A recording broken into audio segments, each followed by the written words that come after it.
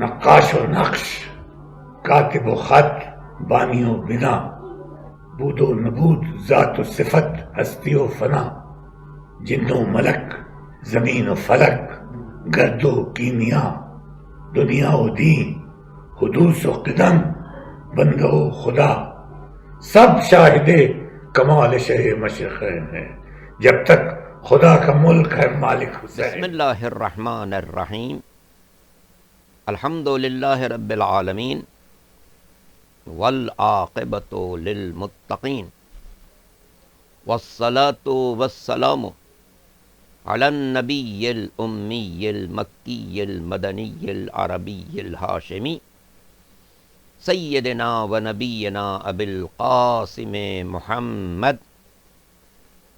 وآلہ الطیبین الطاہرین المعصومین المظلومین الغر المیامین الذین اذهب اللہ عنہم الرجس وطہرہم تطہیرا، واللعنۃ الدائمۃ علی اعدائہم اجمعین من یوم ظلمہم الی یوم الدین۔ اما بعد، فقد قال اللہ سبحانہ وتعالی فی محکم کتابہ الکریم وقولہ الحق۔ بسم اللہ الرحمن الرحیم، قد افلح المؤمنون الذین هم فی صلاتهم خاشعون وهم عن اللغو معرضون۔ درود پڑھ لیجیے محمد و آل محمد پر۔ حسینیہ سید اکبر رضوی میں عشر اربعین کی آج تیسری مجلس ہے۔ صفات مومن کے عنوان سے ان مجالس کا سلسلہ جاری ہے۔ آج کی تاریخ چونکہ کربلا کی ایک عظیم المرتبت شہزادی سے منسوب ہے، اس لیے میں چاہوں گا کہ دین اسلام نے جو خواتین کو عزت عطا کی ہے اس کے بارے میں بھی چند باتیں کروں۔ آغاز صفات مومنی سے ہوگا۔ ارشاد قدرت ہے، قد افلح المؤمنون، یقیناً کامیاب رہیں گے صاحب ایمان، جن کی خصوصیات ان آیات میں آگے بیان کی جا رہی ہیں۔ ان سے پہلی خصوصیت یہ ہے، الذین هم فی صلاتہم خاشعون، یہ وہ لوگ ہیں جو نماز میں بھی خشوع رکھتے ہیں۔ صرف نماز پڑھتے نہیں ہیں بلکہ نماز میں خشوع و خضوع رہتے ہیں، سمجھتے ہیں کہ میں کس کی بارگاہ میں کھڑا ہوں، تصور رکھتے ہیں کہ میں سلطان السلاطین سے مخاطب ہوں، میں کسی اور سے مخاطب نہیں ہوں، شہر کے کمشنر سے، منسٹر سے، چیف منسٹر سے، صدر مملکت سے نہیں، جو کائنات کا بادشاہ ہے، حاکم اعلیٰ، میں اس سے مخاطب ہوں۔ اسے کمال تواضع ہونا چاہیے، کمال خضوع خشوع ہونا چاہیے، اور یہ تصور ہونا چاہیے کہ جو اس کائنات کا مالک اعلیٰ ہے، مالک حقیقی ہے، اس سے مخاطب ہوں۔ یہ بات تقریباً سبھی کے علم میں ہے کہ جیسا کہ سرکار دو عالم حضرت محمد مصطفیٰ صلی اللہ علیہ وسلم اور ان کے اہل بیت طاہرین نے ارشاد فرمائی کہ الصلاۃ عمود الدین، کہ نماز دین کا ستون ہے۔ یہ ارشاد بھی فرمایا، ان قبلت قبل ما سواہا وان ردت رد ما سواہا، اگر یہ قبول ہو گئی تو باقی اعمال بھی قبول ہو جائیں گے، اگر یہ رد ہو گئی تو باقی اعمال رد ہو جائیں گے۔ غور کیجئے، ہم نے ساری زندگی بہت نیکیاں کی ہیں لیکن نماز میں گڑبڑ کی ہے، نماز کی طرف سے لاپرواہی برتی ہے، تو یقین رکھنا چاہیے کہ جب تک نماز کا معاملہ کلیئر نہیں ہوگا اس وقت تک یہ ساری نیکیاں رکی رہیں گی۔ نماز کلیئر ہو تو باقی نیکیوں کے اجر و ثواب کو ملیں گے۔ آپ نے روزے بھی رکھے، آپ نے زکوٰۃ بھی دی ہے، آپ نے بندوں کے ساتھ حسن سلوک بھی کیا ہے، یہ سب نیک ہے، سب نیکیاں محفوظ رہیں گی، مگر پہلا سوال نماز کے بارے میں ہوگا۔ نماز کلیئر ہے، جو لوگ دنیا سے چلے جاتے ہیں ان کے ذمے کچھ نمازیں باقی ہوں، ان کے بڑے بیٹے پر فرض ہے کہ خود پڑھے یا پڑھوائے، اس لیے کہ یہ قرضہ ہے، قرضہ مالک دو جہاں کا جو اس مرنے والے کے ذمے باقی ہے۔ جب اس قرضے کو ادا کرائیں گے تب باقی معاملات اس کے کلیئر ہوں گے، باقی نیکیاں اس کی رکی ہوئی ہیں جب تک یہ نماز کلیئر نہ ہو۔ اور ایک بات اور بھی اذان عالیہ میں محفوظ رہے، چھٹے امام حضرت جعفر صادق علیہ الصلوۃ والسلام کا ارشاد ہے، اور ان کی اہلیہ جناب حمیدہ خاتون کہتی ہیں کہ جب امام پر زہر کا اثر انتہائی شدید ہو چکا تھا اور اس دنیا سے جانے کا وقت بالکل نزدیک آ چکا تھا، آپ نے خاندان کے تمام جوانوں، غلاموں، خدمتگاروں کو بلایا اور ان کو مخاطب کر کے کہا، دیکھو میری آخری بات یاد رکھو، ان شفاعتنا لا تنال مستخفا بالصلاۃ، ہماری شفاعت کسی ایسے شخص کو نصیب نہیں ہو سکتی، نہیں ہوگی جو نماز کو معمولی سمجھتا ہو، نماز کو ہلکی چیز سمجھتا ہو، نماز کا استخفاف کرتا ہو کہ ٹھیک ہے کیا ہے، نماز پڑھی نہ پڑھی۔ تو اس لیے شفاعت کی امید بھی اسی کے لیے ہے جس نے نماز کے فریضے کو ترک نہ کیا، یہ لازمی بات ہے۔ تو امام کا ارشاد ہے، بالکل واضح ارشاد ہے کہ کسی ایسے شخص کو ہماری شفاعت نصیب نہیں ہوگی جس نے نماز کو ہلکی چیز سمجھائے، اہمیت نہیں دی۔ تو اس لیے برادر عزیز، نماز کو فوقیت دیں، اہمیت دیں۔ وقت نماز آ جائے تو کوشش کریں کہ سب کاموں کو چھوڑ کر سب سے پہلے نماز ادا کریں، یہ مومن کی شان ہے، اول وقت کے نمازی کہ نماز کی ادائیگی انتہائی اہمیت کی حامل ہے۔ ٹھیک ہے، اللہ نے وقت بہت مفصل رکھا ہے، صبح کی نماز کا وقت تقریباً 7 گھنٹہ رہتا ہے، ظہر کی نماز کا وقت بھی 6 گھنٹہ رہتا ہے، عصر کی نماز کا وقت بھی 6 گھنٹہ رہتا ہے، مغرب عشاء کی نماز کا وقت بھی 5-6 گھنٹہ رہتا ہے، لیکن فضیلت یہ ہے کہ انسان اول وقت ادا کرے، کوشش کرے کہ میں اول وقت ادا کروں۔ جیسے نماز کا وقت آیا اپنے دوسرے کاموں کو تھوڑی دیر کے لیے روک دیں، زیادہ سے زیادہ وقت نہیں لگتا ہے، 5 سے 10 منٹ لگتا ہے۔ کوئی نماز آپ جتنی بھی اہتمام سے پڑھیں، ایک رکعت پڑھنے میں 2 منٹ زیادہ خرچ نہیں ہوگا۔ ظہرین کی نماز، ظہر عصر، 4 رکعت ظہر، 4 رکعت عصر، بہت ٹھہر ٹھہر کے بھی پڑھیں گے تو یہ 8 رکعت پڑھنے میں آپ کو 15 منٹ زیادہ خرچ نہیں ہو سکتا۔ تو یہ 15 منٹ آپ نکالیں، پہلے اس کام کو کر لیں، نماز کے فریضے کو ادا کر لیں، پھر جو چاہے کرتے ہیں، جتنے کام آپ کے مصروفیات کے ان میں مصروف ہو جائیں۔ تو نماز کی اہمیت غیر معمولی ہے نگاہ قدرت میں۔ آپ جانتے ہیں کہ روز عاشور بھی امام مظلوم نے تیروں کی بارش میں نماز پڑھی، ہر طرف سے تیر چل رہے تھے، مگر امام نے کہا نہیں، نماز تو پڑھنی۔ اور امام کے ساتھیوں نے کہا تھا کہ ہم زندگی کی آخری نماز آپ کے اقتدار میں پڑھ کے جانا چاہتے ہیں، تاکہ روز محشر ہم خدا عالم کی بارگاہ میں اور رسول برحق سے کہہ سکے، اے اللہ کے رسول، ابھی ابھی آپ کے نواسے کے پیچھے نماز پڑھ کے آ گئے ہیں۔ عاشور کے واقعات میں آپ نے یقیناً سماعت فرمایا ہوگا کہ جب ظہر کا وقت آیا، ابو ثمامہ سیداوی، امام کا ایک بہت اچھا عاشق، امام کی خدمت پہ حاضر ہوا، مولا نماز کا اول وقت آ چکا ہے، چاہتا ہوں زندگی کی آخری نماز آپ کی اقتدار میں پڑھ کے جاؤں۔ امام نے فرمایا، قد ذکرت الصلاۃ جعلک اللہ من المصلین، تم نے نماز کو یاد رکھا، اللہ تمہیں نمازیوں میں محشور کرے۔ پھر آپ نے کہا، جاؤ دشمن سے کہو کہ تھوڑا سا وقفہ کرے، یہ تیر و تبر روک دے تھوڑی دیر کی، کہ نواز رسول نماز پڑھ سکے۔ مگر دشمن نے اس بات کو قبول نہیں کیا۔ تو پھر امام کے 2 ساتھی، 2 عاشق کھڑے ہوئے، ایک دانی طرف کھڑا ہو گیا امام کے، ایک بائیں طرف کھڑا ہو گیا، سامنے کھڑے ہیں، ایک طرف سعید کھڑے ہیں، ایک دوسری طرف زہیر کھڑے ہیں۔ ایک طرف سے تیر آتا ہے، سعید آگے بڑھتے ہیں، اپنے سینے پر اس تیر کو لے لیتے ہیں، دوسری طرف سے آتا ہے تو زہیر آگے بڑھتے ہیں اور اپنے سینے پر وہ تیر لے لیتے ہیں، تاکہ امام کے قدموں تک کوئی تیر نہ پہنچنے پائے۔ یہ عشق امام ہے، یہ عشق امام ہے، تیر آ رہا ہے، یہ دوڑ کر اس اپنے سینے پر قبول کر رہے ہیں۔ ایسی عاشق جن کے لیے امام نے فرمایا کہ ما ارا صحابا مثل اصحابی، مجھے اپنے جیسے ساتھی کسی کے نہیں نظر آتے، نہ پیغمبر کو ایسے ساتھی ملے، نہ مولا کائنات کو ایسے ساتھی ملے، نہ امام حسن مجتبیٰ کو ایسے ساتھی ملے۔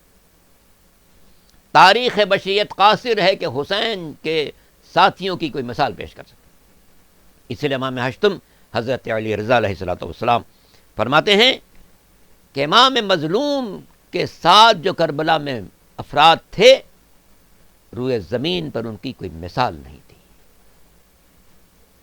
خاندان کے جوانوں کی بات الگ ہے، امام کے ساتھ ہیں ان کے لیے بھی امام حسن فرماتے ہیں روئے زمین پر ایسے لوگوں کی مثال نہیں تھی.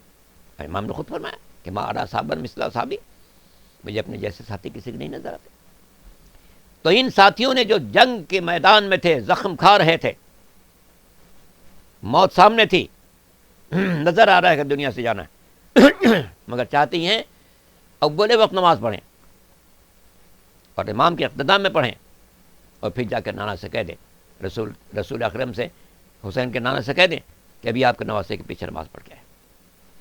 تو عزیزان محترم، نماز کو زندگی کا اہم ترین فریضہ سمجھنا چاہیے، ایمان کا تقاضا ہے. جیسے کہ قرآن نے کہا قد افلح المؤمنون الذین هم فی صلاتهم خاشعون، یقیناً کامیاب ہوں گے وہ مومن کہ جو نماز میں خضوع و خشوع رکھتے ہیں. والذین عن اللغو معرضون، اور لغویت سے اپنے دامن کو بچاتے ہیں، کنارہ کش رہتے ہیں. مومن کی شان یہی ہے، کسی لغو کام میں کبھی حصہ نہ لے. کہیں لغو بات ہو رہی ہو ہٹ جائے، وہاں سے کوئی لغو کام ہو اس کے ساتھی کر رہے ہیں وہاں سے ہٹ جائے. ان کو روک سکتا تو روکے، نہیں روک سکتا خود ہٹ جائے. یہاں پہ آپ دیکھیں بھائی کہ خواہ مخواہ کی باتیں ہو رہی ہیں جن کے کوئی سر پیر نہیں ہے. بہت سی نشست آپ دیکھیں گے چند آدمی بیٹھے اور بے سر و پا باتیں کرنے لگے. مجھے یاد آ رہا ہے کہ جب مولا کائنات امیر المومنین علی بن ابی طالب علیہ السلام نے دیکھا کہ سڑک پر ایک شخص کھڑا ہوا ادھر ادھر کی باتیں کر رہا ہے اور بہت سے لوگ اس کے ارد گرد کھڑے ہیں اور وہ اس کی باتیں سن رہے ہیں، بے سر باتیں، نہ کوئی موضوع نہ کوئی مسئلہ، بس باتیں کر رہا. تو امام نے اس کو مخاطب کیا، بلایا، کہا کہ ایک شخص تو کیا کر رہا ہے، کیا ایسی باتیں کر رہا ہے. فرمایا کہ یہ سمجھ لے جو تو بات کر رہا ہے وہ در حقیقت اللہ کے پاس ایک خط بھیج رہا ہے. تو تم خود غور کر لے کہ تجھے خط میں کیا لکھنا چاہیے. اچھی باتیں لکھنی چاہیے کہ لغویات لکھنی چاہیے. یقیناً ظاہر ہے کہ لغویات نہیں لکھی جا سکتی اللہ کے نام. تو لغویات سے مومن اپنا دامن بچائے گا. جہاں بھی کوئی لغو بات ہو ہٹ جائے وہاں سے یا روکے، کوشش کریں روکنے کی. مجھے یاد ہے اچھی طرح سے ہمارے استاد معظم رہبر کبیر انقلاب اسلامی آیت اللہ العظمیٰ آقا خمینی علیہ المقامہ، جن کے سامنے مجھے جیسے اس وقت میں آپ کے سامنے ہوں اسی طرح سے جب آقا صاحب ممبر پر ہوتے تھے ہم لوگ ان کے سامنے ہوتے تھے. کافی عرصے تک ان کے ساتھ درس میں شرکت کا سعادت نصیب ہوئی. فرمایا کرتے تھے کہ دیکھو کمال یہ نہیں ہے کہ برائی کو دیکھ کے ہٹ جاؤ، کمال یہ ہے کہ برائی کو ہٹانے کی کوشش کرو. تو اس لیے جہاں کوئی لغو بات ہو، لغو کام بھی ہوتے ہیں لغو باتیں بھی ہوتی ہیں. میں تشریح میں نہیں جانا چاہتا، پتہ نہیں کس کی دل آزاری ہو جائے، لیکن جامع بات ہے. لغو بات ہو یا لغو کام ہو، کوشش کریں اس کو روکیں، نہ روک سکیں ہٹ جائیں. امر بالمعروف و نہی عن المنکر کے تقاضوں میں بھی یہ بھی ہے کہ آپ کوشش کریں کہ وہ برا کام رک جائے. صرف اس کو دیکھ کے ہٹ جانا یہ کمال نہیں ہے، بلکہ کوشش کریں کہ وہ چیز رک جائے. ہاں اگر آپ نے کوشش کی اور ناکام ہو گئے تو پھر آپ وہاں سے ہٹ جائیں تاکہ آپ اس میں ملوث نہ ہوں. جیسے کہ قرآن مجید میں آیت میں موجود ہے کہ جب تم دیکھو کہ بندگان خدا ایسی باتوں میں لگے ہوئے ہیں جن کا کوئی سر پیر نہیں ہے تو وہاں سے اٹھ جاؤ. حتی یخوضوا فی حدیث غیرہ، وہاں سے ہٹ جانا جب تک کہ وہ لوگ کسی صحیح بات میں مصروف ہو جائیں. تو انسان کو چاہیے کہ ہر آن زندگی کے معاملات میں پیش نظر رکھے کہ میرے اس عمل سے میرا اللہ راضی ہے یا نہیں، میرا رسول راضی ہے نہیں، ائمہ طاہرین راضی ہیں یا نہیں. زندگی بڑی مختصر ہے، لمحات بہت محدود ہیں. ان لمحات کو نیکیوں میں خرچ کریں، اچھائیوں میں خرچ کریں، فلاح و بہبود میں خرچ کریں، بندگان خدا کو فیض پہنچانے میں خرچ کریں. تو والذین هم عن اللغو معرضون، اس سورہ میں جو دوسری صفت بیان کی گئی اہل ایمان کی کہ وہ لغویت سے اپنا دامن بچائیں گے. مجھے یاد آ رہا ہے کہ یہاں پر جناب لقمان علیہ السلام، جن کے نام کا پورا سورہ قرآن مجید میں موجود ہے، وہ نبی تھے یا نبی نہیں تھے یہ ایک الگ موضوع ہے. بعض بزرگان نے ان کو نبی تسلیم کیا ہے اور بعض نے ان کو نبی نہیں مانا ہے بلکہ ایک انتہائی دانشمند انسان مانا ہے. جو لوگ ان کو نبی مانتے ہیں ان کا نظریہ کہ چونکہ خداوند عالم نے ان سے براہ راست گفتگو کی ہے، وہی نازل ہوئی ہے، اس لیے وہی عام طور پر انبیاء پہ آتی ہے، اس لیے وہ نبی. مگر یہ دلیل کوئی مضبوط دلیل نہیں ہے، اس لیے کہ جناب موسیٰ کی والدہ کے لیے بھی اللہ نے وحی کی تھی. وَأَوْحَيْنَا إِلَىٰ أُمِّ موسیٰ، ہم نے جناب موسیٰ کی والدہ کو کے پاس وحی بھیجی کہ فرعون کا ڈر ہے، بچے کو گہوارے میں رکھ کے دریا میں ڈالو. تو جناب موسیٰ کی والدہ نبی نہیں ہے مگر وحی آئی. آگے بڑھ کے دیکھتے ہیں انسانوں سے ماورا، شہد کی مکھی کبھی نبی نہیں ہو سکتی. اس کے لیے بھی سورہ نحل میں ارشاد ہے وَأَوْحَيْنَا إِلَى النَّحْلِ، ہم نے شہد کی مکھی پر وحی کی. تو لفظ وحی سے نہیں سمجھا جا سکتا واقعی نبی ہوگا، کیونکہ اللہ نے مادر موسیٰ کی طرف بھی وحی کی ہے اور شہد کی مکھی کی طرف بھی وحی کی ہے.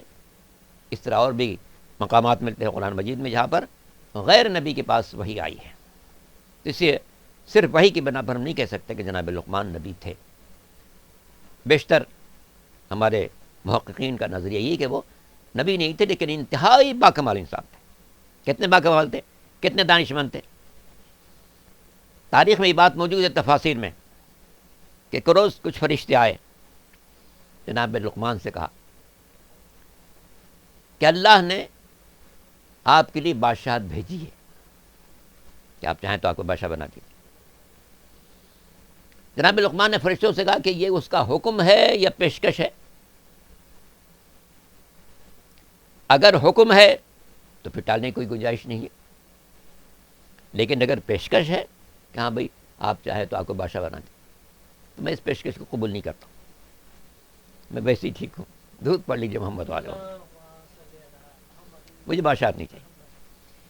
اس سے اندازہ ہوتا ہے کہ وہ کس قدر دانشمند انسان تھے.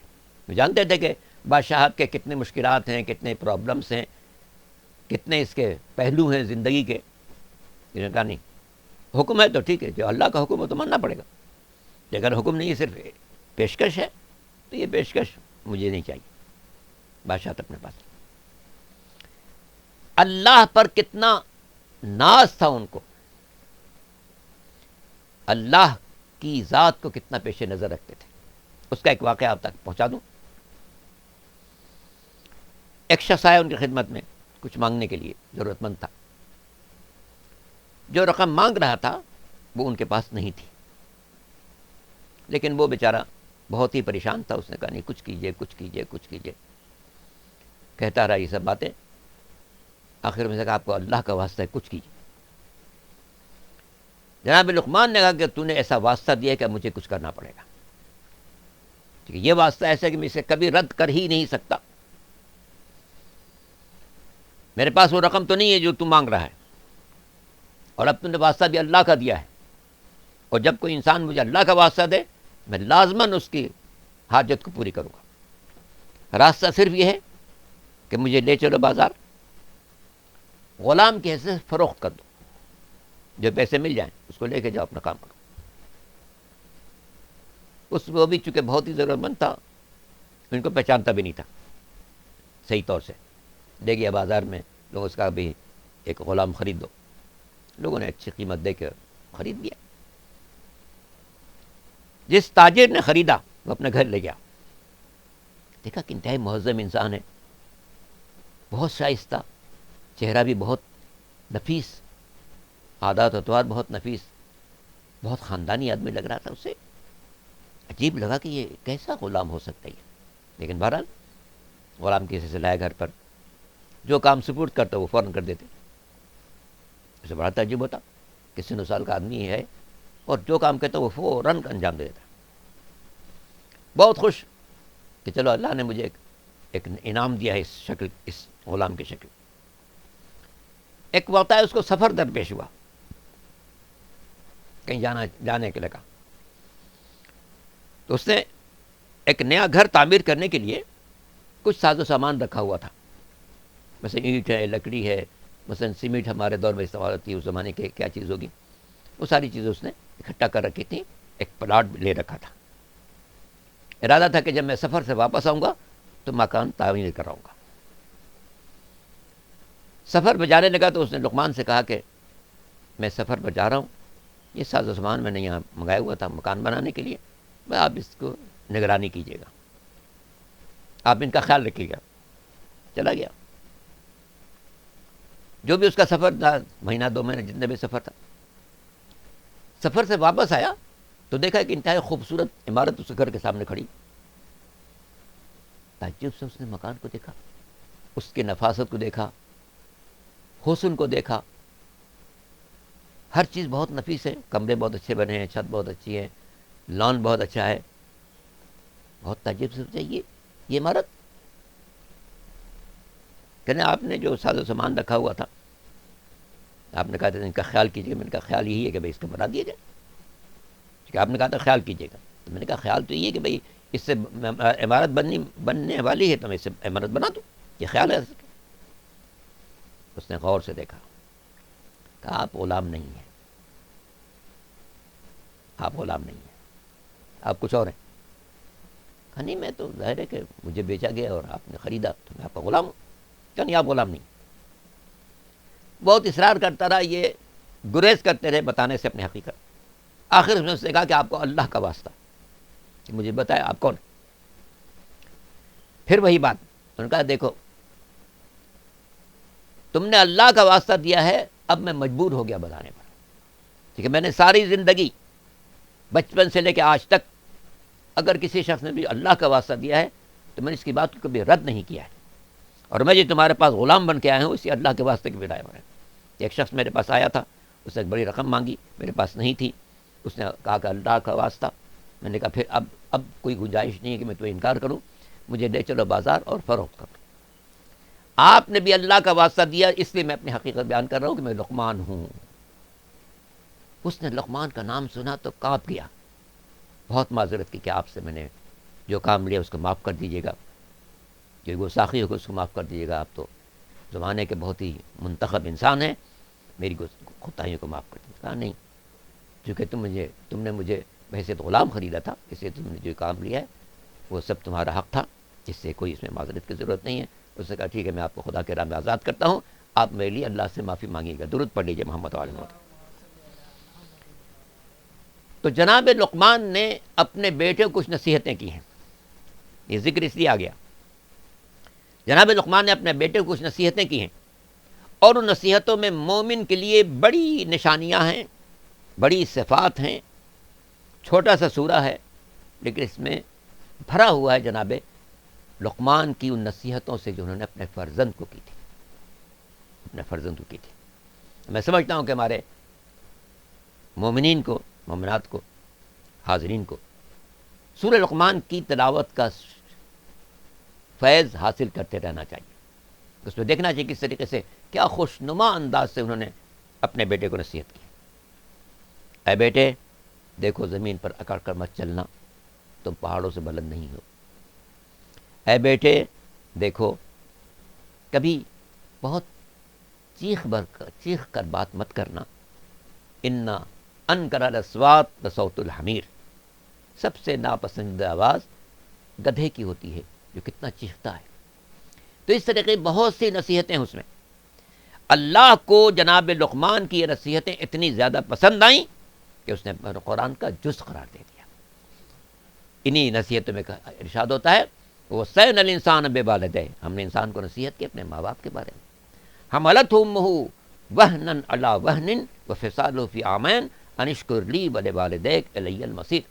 ہم نے انسان کو نصیحت کی اپنے ماں باپ کے بارے میں، خاص طور سے ماں کا بہت خیال رکھنا. اس سے کہ جب تم شکم میں تھے تب بھی اس نے زحمتیں اٹھائی ہیں، جب تم دنیا میں آئے تب بھی اس نے زحمتیں اٹھائی، اور 2 سال تک اپنے خون جگر کو دودھ کی شکل میں تمہیں پلایا ہے۔ اے انسان، ماں کا بھی خیال رکھو، باپ کا بھی خیال رکھو، انشکر لی ولوالدیک، میرا بھی شکر ادا کرو اور اپنے ماں باپ کا بھی شکر ادا کرو، الی المصیر، یاد رکھو کہ ہم سب کی واپسی میری بارگاہ میں ہونے والی ہے۔ تو یہاں 2-3 باتیں قابل غور ہیں۔ ماں باپ کے ساتھ ہمیشہ اچھا سلوک کرو، خاص طور سے ماں کا بہت خیال رکھو، اور ان کا بھی شکر ادا کرو، میرا بھی شکر ادا کرو۔ اللہ کی نعمتیں اتنی ہیں کہ انسان گن نہیں سکتا، ان تعدوا نعمت اللہ لا تحصوها، تو اللہ کی نعمتوں گننا چاہو شمار نہیں کر سکتے۔ جس کی نعمتوں کو شمار نہیں کر سکتے وہ کہہ رہا ہے کہ میرا بھی شکر ادا کرو، اپنے ماں باپ کے بھی شکر ادا کرو، تاکہ انسان پر واضح ہو جائے کہ جس طرح اللہ کی نعمتیں بے کراں ہیں، اسی طرح ماں باپ کے احسانات بھی بے پایاں ہیں۔ میرا بھی شکر ادا کرو، اپنے ماں باپ کا بھی شکر ادا کرو، وَإِلَيَّ الْمَصِيرُ، اور یاد رکھو سب کی واپسی میری بارگاہ میں ہونے والی ہے۔ تو میں نے عرض کیا تھا کہ آج کی تاریخ چونکہ کربلا کی ایک عظیم شہزادی سے متعلق ہے، اس لیے میں چاہوں گا کہ کچھ ماؤں کے سلسلے میں 1-2 باتیں آپ تک پہنچا دوں۔ ایک بار درود پڑھ لیجیے محمد علیہ محمد۔ ماؤں کے تذکرے میں جب ہم یہ بات دیکھتے ہیں کہ دنیا کے قوانین کی نوعیت کیا ہے اور اسلام نے کیا نوعیت دی ہے، مسعود رضا خاکی نے کیا خوبصورت انداز سے کہا کہ ماں زندگی کا مرکز صبر و قرار ہے، ماں ایک چمن ہے جس میں مسلسل بہار ہے۔ ماں کی منزل غیر معمولی ہے، جسے قرآن نے گلدستے کے طور پر سجا کر پیش کیا۔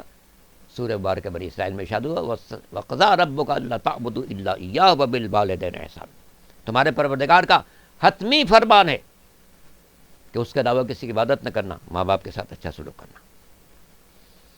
ماں کی منزل کتنی بلند ہے؟ جب سرکار دو عالم حضرت محمد مصطفیٰ صلی اللہ علیہ وسلم کے پاس ایک شخص آیا، اس نے کہا اللہ کے رسول، میں نے خواب دیکھا ہے کہ جنت کی چوکھٹ کا بوسہ لے رہا ہوں۔ حضور نے فرمایا تمہاری ماں زندہ ہے؟ کہنے لگا ہاں میری ماں زندہ ہے۔ فرمایا جاؤ اس کے قدموں کا بوسہ لو۔ ماں کے قدموں کا بوسہ لینا ایسا ہے جیسے جنت کی چوکھٹ کا بوسہ لیا جائے۔ وہ چلا گیا، جو لوگ بیٹھے تھے ان کا کہ اللہ کے رسول اگر کوئی ایسا شخص ہو جس کی ماں موجود نہ ہو، یہ خواب دیکھے، اس کو کیا کرنا چاہیے؟ فرمایا جائے ماں کی قبر پر اور اس کے پائتی کا بوسہ لے، تو ایسا ہے جیسے جنت کی چوکھٹ کا بوسہ لے رہا۔ جناب موسیٰ علیہ السلام بہت جلیل القدر پیغمبر ہیں، جب ماں کے انتقال کے بعد پہلی مرتبہ کوہ طور پر گئے، مناجات کی، اپنے سوالات پیش کیے، قدرت کی طرف سے جوابات حاصل کیے۔ چونکہ یہ مسلسل اللہ سے کلام کرتے تھے، اس لیے ان کا لقب ہے کلیم اللہ، اللہ سے مکالمہ کرنے والے۔ بات مکمل ہو گئی، واپسی کا سفر شروع ہوا۔ قدرت کی طرف سے فرمان آیا موسیٰ ذرا احتیاط سے جانا، سنبھل کر قدم اٹھانا۔ تعجب ہوا پالنے والے، یہ راستے میرے نئے نہیں ہیں، ہمیشہ انہیں راستوں سے آتا رہا جاتا رہا، الواح لے کر گیا، توریت لے کر گیا، بندوں کے سوالات لے کر آیا، تیرے جوابات لے کر گیا، کبھی یہ فرمان نہیں آیا تھا کہ احتیاط سے جانا، سنبھل کر جانا۔ آج کیا وجہ؟ فرمایا اس سے پہلے جب تم آتے تھے تمہاری ماں زندہ تھی، جس کا عالم یہ تھا کہ تم گھر سے نکلتے تھے تمہارے لیے محو دعا ہو جاتی تھی، اور جب تک تم گھر واپس نہیں جاتے تھے اس وقت تک وہ تمہاری دعا کرتی رہتی تھی۔ اب ایسی ہستی نہیں ہے کہ جو تمہارے لیے ماں کی طرح دعا کرے۔ اللہ اکبر۔ ماں کی منزل بہت ہی غیر معمولی منزل ہے، ممتا سے بڑھ کے جذب اعلیٰ کوئی نہیں، ماں سے زیادہ چاہنے والا کوئی نہیں۔ تو اسلام نے عورت کی ہر حیثیت کو انتہائی تحفظ دیا ہے، وہ ماں ہو، وہ زوجہ ہو، وہ بیٹی۔ یہی 3 رشتے بنیادی طور پر ہیں، باقی سب اسی سے رشتے بنتے ہیں، بہن کا رشتہ، خالہ کا رشتہ، پھوپھی کا رشتہ، اسی سے بنتا ہے۔ 3 رشتے بنیادی ہیں۔ پہلے مرحلے پہ کسی کی بیٹی ہے، پھر رشتے ازدواج میں کسی کی بیوی ہے، پھر کسی کی ماں ہے۔ اسلام نے ان تینوں کو بہت اہمیت دی ہے، تینوں رشتوں کو بہت اہمیت دی ہے۔ ماں کی حیثیت سے اس کے قدموں کے نیچے جنت قرار دی، ان کے سامنے اف کہنے کی اجازت نہیں دی۔ بیوی کی حیثیت دیکھیں، سرکار دو عالم کی یوں تو بہت سی ازواج ہیں، لیکن ان کے اولین شریک حیات جناب خدیجہ کبریٰ سلام اللہ علیہ، عالم عرب کی سب سے مالدار خاتون، سب سے مالدار خاتون، 25 سال پیغمبر کے ساتھ رہیں، اور یہ بات طے شدہ ہے کہ جب سرکار دو عالم منصب نبوت پر فائز ہوئے تو خواتین میں سب سے پہلے جناب خدیجہ نے پیغمبر کی رسالت کا اقرار و اعلان کیا تھا۔ 25 سال زندہ نہیں، ان کی زندگی میں پیغمبر نے کوئی اور شادی نہیں کی۔ ان کے دنیا سے جانے کے بعد مختلف مصالح اور حکم الہی کے تحت آپ نے کئی شادیاں کی، مگر ہمیشہ جناب خدیجہ کو یاد رکھتے تھے۔ ایک مرتبہ ایک خاتون نے کہا بھی کہ آپ کیا ہر وقت ایک بزرگ خاتون کو جو دنیا سے جا چکی یاد کرتے رہتے، جبکہ اللہ نے آپ کو اور ازواج دی ہیں۔ راوی کہتا ہے پیغمبر کے چہرے پر جلال آیا، غصہ آیا۔ کون کہتا ہے مجھے خدیجہ سے بہتر کوئی شریک حیات ملی؟ خدیجہ نے اس وقت مجھ پر اپنا مال صرف کیا جب ساری دنیا میرا بائیکاٹ کر رہی تھی۔ خدیجہ اس وقت مجھ پر ایمان لائیں جب ساری دنیا کفر کے راستے پر تھی۔ خدیجہ کے ذریعے مجھے وہ اولاد ملی ہے جو قیامت تک میری نسل کو زندہ رکھنے والی ہے۔ درود پڑھ لیجئے محمد و آل محمد۔ تو بحیثیت شریک حیات قرآن مجید میں واضح ہے، للرجال نصیب مما اکتسبوا وللنساء نصیب مما اکتسبن۔ مرد جو اچھا کام کرے گا اس کو اس کا صدقہ ملے گا، عورت جو اچھا کام کرے گی اس کو اس کا صدقہ ملے گا۔ تو بحیثیت ماں، بحیثیت بیوی، بحیثیت بیٹی۔ بیٹی کے بارے میں قرآن مجید میں بات موجود ہے کہ سرکار دو عالم کی بعثت سے پہلے عالم کیا تھا؟ آئیے قرآن پڑھتے ہیں۔ ارشاد ہوتا ہے اذا بشر احدهم بالانثى ظل وجهه مسودا۔ کسی شخص کو اگر خبر دی جاتی تھی کہ تمہاری بیٹی پیدا ہوئی ہے تو شرم سے اس کا چہرہ سیاہ ہو جاتا تھا۔ ہائے میں اتنا بدقسمت ہوں، میری بیٹی پیدا ہوئی، اتنا بدقسمت ہوں۔ وَيَتَوَارَى مِنَ الْقَوْمِ مِنْ سُوءِ مَا بُشِّرَ بِهِ۔ اس خبر کو سننے کے بعد وہ اپنے چہرے پر کپڑا ڈال دیتا تھا تاکہ اگر کہیں سے گزروں کوئی ٹوک نہ دے کہ تم کتنے برے انسان ہو، تمہاری بیٹی پیدا ہوئی۔ اگلا فقرہ ایدسہ فی التراب ایاخذ علی ہون ام یدسہ فی التراب۔ وہ شخص اس تردد میں بسر کرتا تھا کہ میں اس بیٹی کو زندہ رکھوں، معاشرے میں ذلت حاصل کروں، یا زندہ زمین میں دفن کر دوں۔ اور سینکڑوں نہیں، ہزاروں بیٹیاں اپنے باپ کے ہاتھوں سے زندہ دفن کر دی گئیں معاشرے کے اس بدترین ظلم کی بنا پر، جس میں بیٹی کو انتہائی نحوست سمجھا جاتا تھا، مصیبت سمجھا جاتا تھا، اور انسان اپنے آپ کو ایک برا انسان سمجھتا تھا کہ میری یہ بیٹی پیدا ہو۔ اس معاشرے میں سرکار دو عالم حضرت محمد مصطفیٰ صلی اللہ علیہ وسلم جو معاشرے میں انقلاب برپا کرنے والے تھے، ان کا عمل کیا ہے؟ صحیح ستہ بھی حدیث موجود ہے، کلما جاءت فاطمہ قام لها رسول اللہ۔ جب بھی شہزادی تشریف لاتی تھی پیغمبر تعظیم کے لیے کھڑے ہو جاتے، ورحبہا ان کو مرحبا کہتے تھے، واجلسا فی مجلسی اپنی مخصوص نشست پر شہزادی کو بٹھاتے تھے۔ اے دنیا والو دیکھو تمہارا نظریہ کیا تھا، سرکار دو عالم کا نظریہ کیا ہے۔ جب شہزادی آتی ہیں ان کے لیے خود کھڑے ہو جاتے ہیں، تعظیم کرتے ہیں، اپنی نشست پر بٹھاتے ہیں۔ اور یہ بھی تاریخ میں موجود ہے، سیاستہ میں بھی موجود ہے کہ جب شہزادی تشریف لاتی تھی پیغمبر ان کی پیشانی کو چومتے بھی تھے اور سونگھتے بھی تھے۔ ایک خاتون نے پوچھا بھی کہ آپ چومنا تو ٹھیک ہے، باپ اپنی بیٹی کی پیشانی چوم لیتا ہے، یا آپ سونگھتے کیا؟ فرمایا کہ جب میں فاطمہ کی پیشانی سونگھتا ہوں تو مجھے جنت کی خوشبو آتی ہے، اس سے کہ یہ تحفہ ہے جو اللہ نے مجھے عطا فرمایا ہے۔ کیا کہنا اس شہزادی کا جس کے بارے میں اقبال نے کتنی خوبصورت بات کہی، مریم از یک نسبت عیسیٰ عزیز، اس سے نسبت حضرت زہرا عزیز، نور چشم رحمت للعالمین، ان امام اولین و آخری، بانو ان تاجدار حل عطا، مرتضی مشکل کشا شیر خدا، مادر ان مرکز پرکار عشق، مادر ان کارواں سالار عشق۔ فرماتے ہیں اقبال شاعر مشرق مفکر پاکستان کہ مریم کی ایک عزت ہے کہ وہ عیسیٰ جیسے معصوم کی مادر گرامی ہیں، تو اس سے نسبت حضرت زہرا عزیز، مگر جناب سیدہ تین نسبتوں سے عزت و شرف و فضیلت کی مالک ہے۔ تین نسبتیں کون سی؟ نور چشم رحمت للعالمین، ان امام اولین و آخرین، بول دختر نیک اختر ہیں کائنات کے سید و سردار احمد مجتبیٰ محمد مصطفیٰ صلی اللہ علیہ وسلم کی، یہ پہلی نسبت۔ اور پھر دوسری نسبت بانوے ان تاجدار حلاتا مرتضیٰ مشکل کشا شیر خدا، آپ شریک زندگی ہیں تاجدار حلاتا کی، تاجدار انما کی، تاجدار ولایت کی۔ جسے کوئی مرتضیٰ کہتا ہے، کوئی مشکل کشا کہتا ہے، کوئی شیر خدا کہتا ہے، تین لقب مولا کے بیان کیے۔ کوئی آپ بتانا چاہتے ہیں جس نے راضی برضا دیکھا اس نے کہا یہ مرتضیٰ ہے، جس نے اپنی مشکلات میں مددگار پایا اس نے کہا مشکل کشا ہیں، جس نے میدان جنگ میں شجاعت کے جوہر دیکھے اس نے کہا شیر خدا۔ ماں درے ان مرکز پرکار عشق، ماں درے ان کا رواں سالار عشق، آپ ماں ہیں حسین جیسی شخصیت کی کہ اگر عشق و محبت الہی کا کوئی دائرہ بنایا جائے تو اس دائرے کا مرکزی نقطہ حسین ہوں گے، اور اگر کوئی کارواں بنایا جائے تو اس کے میر کارواں حسین ابن علی ہوں گے۔ انہی حسین کا نام نامی اس میں گرامی کون ہے؟ خاتون جنت ہیں، انسی حورا ہیں، صدیق کبریٰ ہیں، جناب فاطمہ زہرا سلام اللہ علیہ۔ چھٹے امام حضرت جعفر صادق علیہ السلام کی خدمت میں ایک شخص آیا، شہزادی کے ناموں اور القاب کے بارے میں اس نے گفتگو شروع کی۔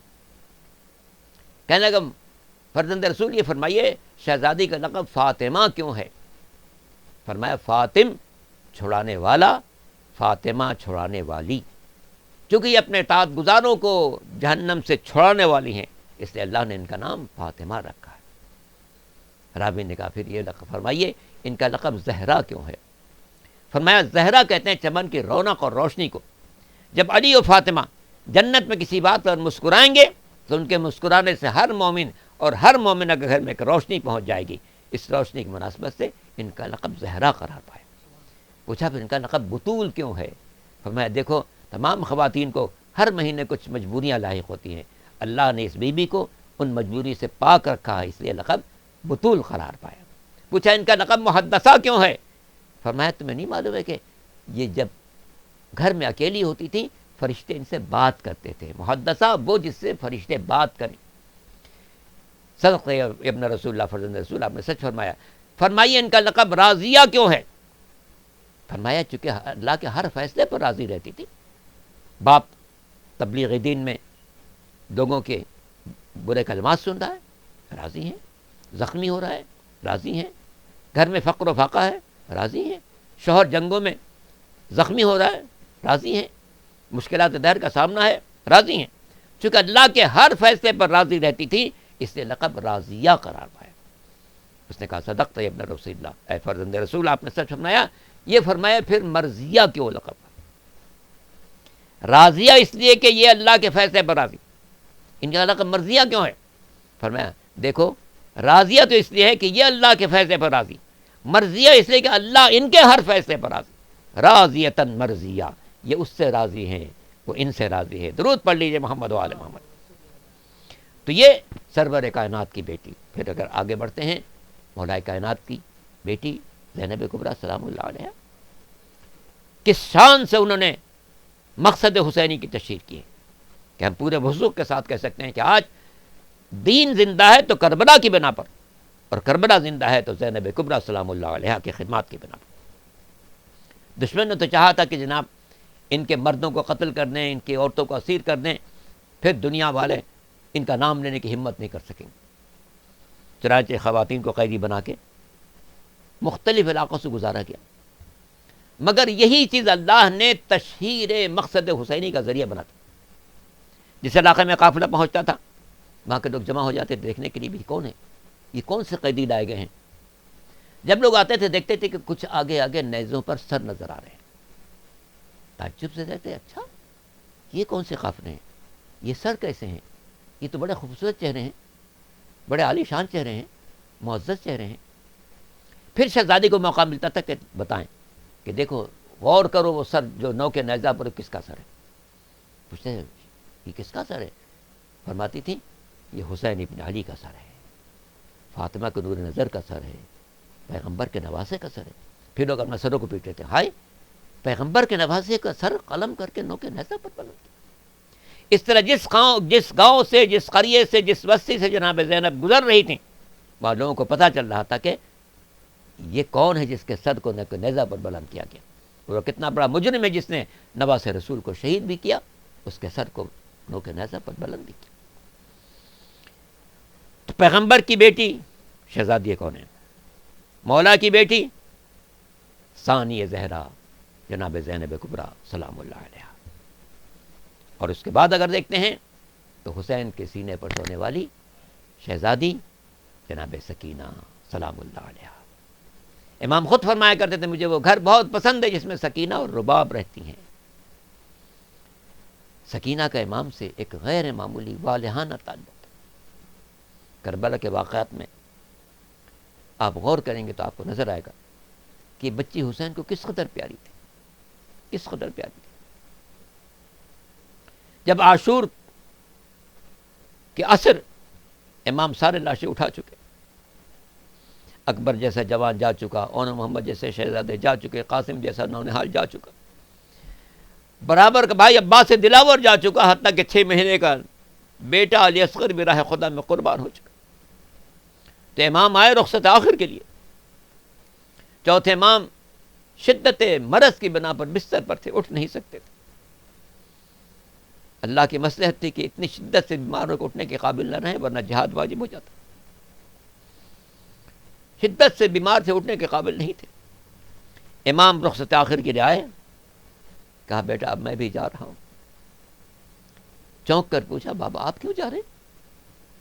آپ کے دوست حبیب بن مظاہر کہاں ہیں؟ فرمایا شہید ہو گئے۔ مسلم بن اسجا کہاں ہیں؟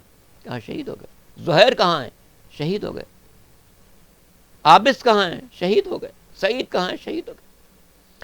ایک ایک کو امام پوچھتے جا رہے تھے،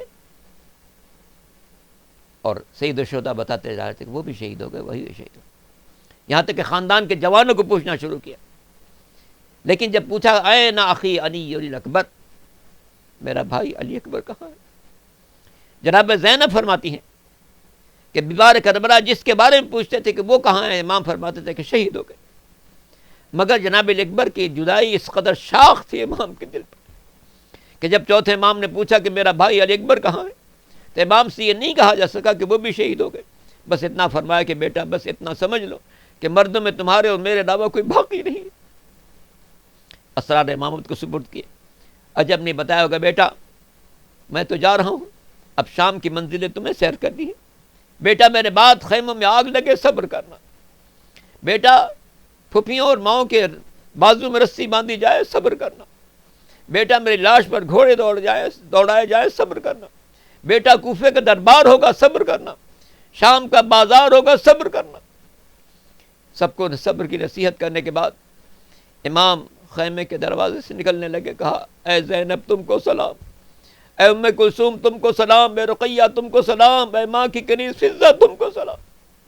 زیارت ناہیہ میں امام زمانہ فرماتے ہیں جو سر نو کے نیزہ پر بلند ہوا اس سر اقدس کو سلام، جس لاش پر گھوڑے دوڑائے گئے اس جسم مبارک کو سلام، جس گلے پر کن خنجر چلا اس گلوئے نازنی کو سلام۔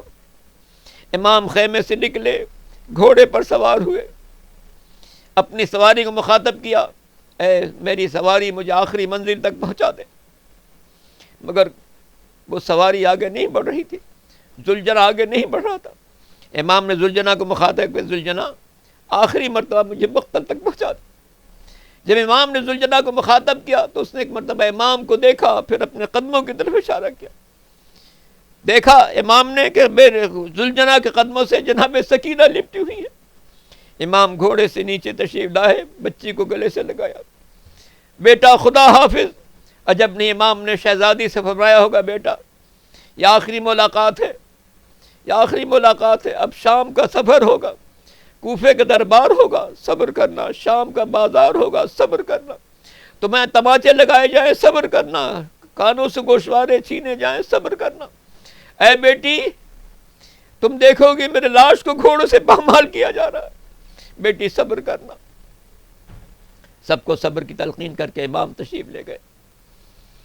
وہ منزل بھی آئی جب ہر طرف سے دشمنوں نے امام کو محاصرہ کر لیا، کوئی تلوار مارتا تھا، کوئی نیزہ چبھوتا تھا، کوئی تیر پھینکتا تھا، یہاں تک کہ نواس رسول گھوڑے سے زمین پر تشریف لائے، شمر ملول آگے بڑھا، اس نے وہ بے ادبی کی کہ زمین و آسمان ہل گئے، سیاہ آندیاں چلنے لگی، فرات کا پانی اچھلنے لگا، آسمان سے آواز آئی الا قتل الحسین بکربلا، الا ذبح الحسین بکربلا۔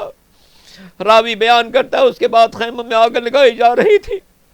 امام مظلوم نے جناب زینب سے فرمایا تھا کہ بہن یہ بچے ہیں، سب کا بہت خیال رکھنا، اب تم قافلے کی ذمہ دار ہوگی، تمہیں ہر منزل پر ان بچوں کا خیال کرنا ہے۔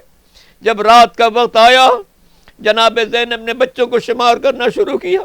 خیمے تو نہیں تھی، جہاں پر خیمے کی خاک تھی وہیں پر بچے سو رہے تھے۔ جناب زینب نے دیکھا ہر بچہ موجود ہے، مگر حسین کے سینے پر سونے والی سکینہ موجود نہیں ہے۔ جناب زینب کو بڑی تشویش ہوئی، ہائے میرے بھائی کے سینے پر سونے والی بچی موجود نہیں ہے۔ جناب زینب آگے بڑھی، مقتل کی طرف چلی، سکینہ سکینہ پکارتی جا رہی ہے۔ عجب نہیں کبھی فرات کی طرف رخ کیا ہوگا، یا عباس سکینہ سے پانی کا وعدہ کر کے گئے تھے، کہیں سکینہ تمہارے پاس تو نہیں آ گئی، مگر وہاں سے کوئی جواب نہ ملا تو شہزادی مقتل میں چل رہی ہے، ایک لاش کے پاس سے گزر رہی ہے، یہاں تک ایک نشیب میں پہنچی، دیکھا شہزادی ایک لاش سے لپٹی ہوئی ہے۔ جناب زینب نے آگے بڑھ کے بچی کو اپنے آغوش میں لیا، بیٹا یہ کس کا لاشا ہے؟ کہا پھوپھی جان یہ میرے بابا کا لاشا ہے۔ پوچھا تم نے پہچانا کیسے؟ اس لیے کہ اس کا تو سر بھی موجود نہیں ہے، اور جب لاش کا سر بھی موجود نہیں تم نے کیسے پہچانا؟